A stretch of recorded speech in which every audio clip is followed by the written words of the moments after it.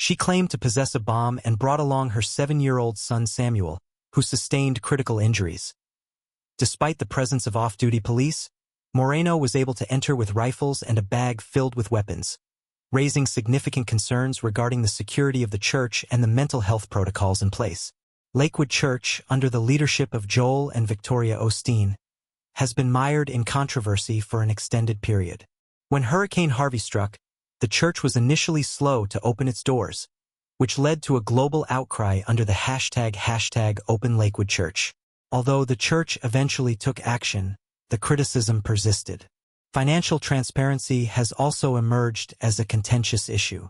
Of Lakewood's $90 million annual budget, a mere 1.3%, approximately $1.20 to $2 million, was allocated to missions and outreach.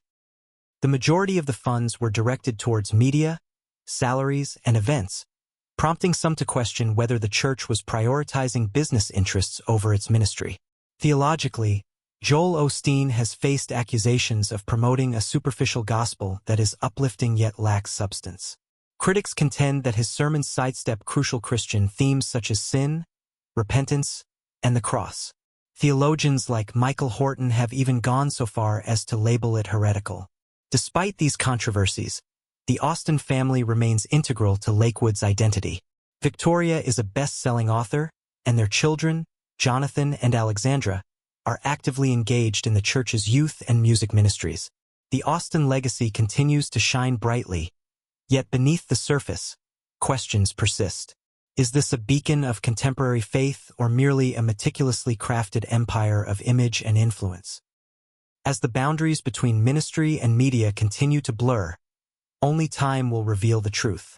If this narrative prompted reflection, please like, share, and subscribe for more in-depth explorations of the individuals shaping our world. Thank you for watching. Following this, the books emerged. In 2004, Joel released Your Best Life Now. Despite being a first-time author and pastor, the book sold over 500,000 copies within just 3 months. By 2005, it had surpassed 1 million copies sold. It remained on the New York Times bestseller list for over 200 weeks and sold more than 4 million copies globally. That book not only transformed his life, it transformed the approach to writing and marketing Christian literature. Joel Osteen did not stop there. He published more than 15 books, 7 of which became New York Times bestsellers. His 2005 publication, Become a Better You, generated $13 million in royalties and advances. His live events, notably the renowned Night of Hope Stadium tour, attracted tens of thousands of attendees. Tickets were typically priced at $15. On March 11, 2013, over 20,000 individuals filled the American Airlines Arena in Miami to listen to his address. By 2019, he had successfully filled Wembley Arena in London. By 2017, Lakewood's media budget had escalated to $25 million per year. The church generated $90 million annually, while Joel's personal brand amassed approximately $55 million each year. He had not drawn a salary from the church since 2004, yet he profited significantly from book sales, merchandise, and speaking engagements.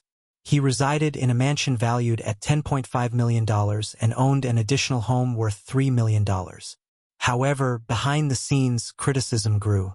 During the COVID-19 pandemic, Lakewood accepted a $4.4 million loan from the Federal Paycheck Protection Program.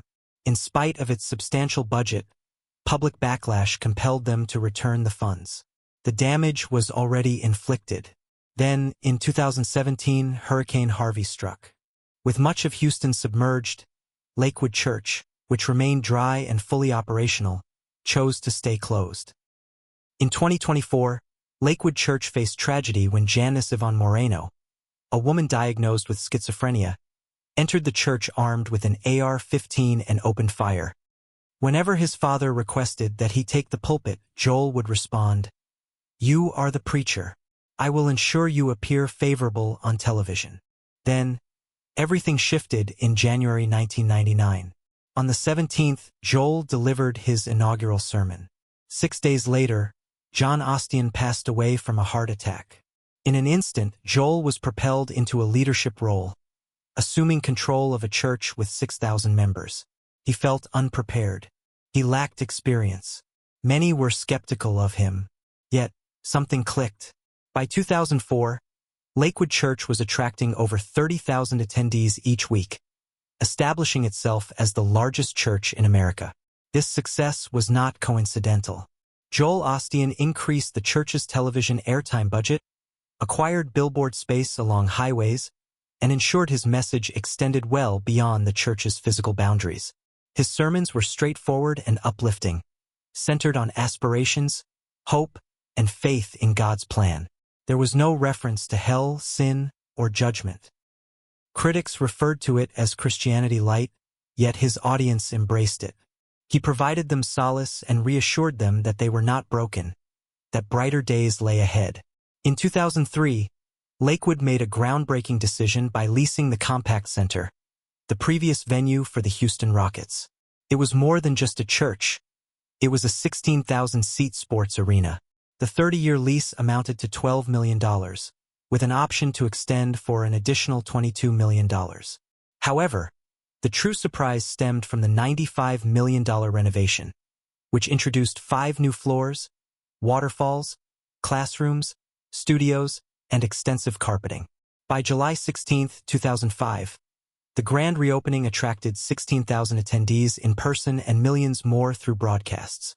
Lakewood Church had officially evolved into a global religious powerhouse. You see, a significant part of our message is that you may not fully comprehend what you know. God's vision for your life surpasses your own aspirations. This is something I have witnessed firsthand. 13 years ago, I could never have imagined that I would be here with you, or that we would be in the very arena where I once watched the Rockets play. When calamity struck, he shut the doors. When individuals cried out for assistance, he remained silent. And while the world looked on in disbelief, he smiled for the cameras. This is not merely another megachurch scandal. It is a reckoning. Joel Osteen, once celebrated as the smiling preacher of hope, is now confronted with a deluge of controversy. From million-dollar mansions to federal loans, from crowded arenas to sparse charity records, the situation appears dire. What transpired behind the scenes? What implications does this hold for the future of faith in America? Stay tuned, as the truth is impactful. Joel Osteen did not initially aspire to become a preacher. Born on March 5, 1963, in Houston, Texas, he grew up in a family where church, faith, and family were paramount. By that time, his father, John Osteen, had already departed from the Southern Baptist tradition, gravitating towards charismatic Christianity after the birth of Joel's sister, Lisa, who was born with severe disabilities in 1958. This transformative event prompted John and his wife, Dodie, to delve deeper into faith healing. A year later, they established Lakewood Church, converting a small feed store with 234 seats into a novel type of church. While his siblings engaged in preaching and service, Joel opted to remain out of the limelight. He pursued studies in radio and television at Oral Roberts University but left after less than a year. His goal was not to obtain a degree. He aimed to create something alongside his father. At the young age of 19, he initiated Lakewood's television ministry, starting with 1 local channel and 1 national network. For the subsequent 17 years, Joel toiled behind the scenes, producing, editing, directing, and even monitoring which suits his father donned on Sundays. Despite lacking formal theological education, he gained knowledge by editing hundreds of sermons. Nevertheless, he refrained from preaching.